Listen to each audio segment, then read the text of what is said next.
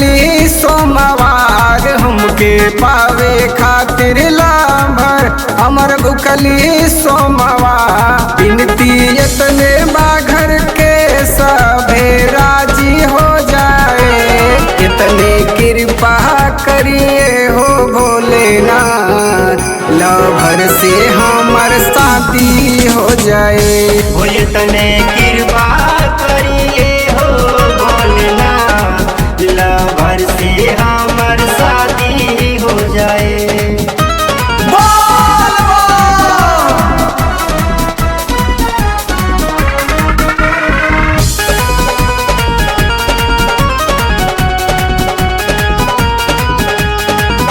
जैसे गौरा मैया जी से करेला तू प्यार हो वैसे हमसे प्यार करे धनिया हमार हो।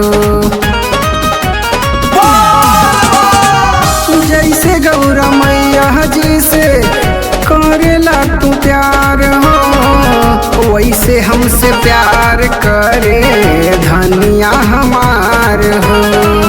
प्यारे सावन में हमनी के परसादी हो जाए इतने कृपा करिए हो भोलेनाथ लभर से हमर शादी हो जाए। हो इतने कृपा करिए हो भोलेनाथ लभर से हमर शादी हो जाए।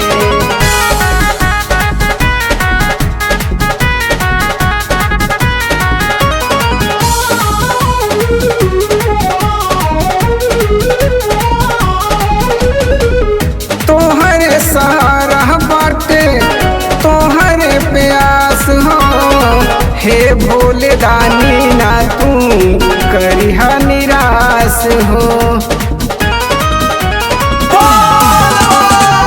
तोहरे सहारा बाटे तोहरे प्यास हो हे भोले दानी ना तू करिहा निराश हो।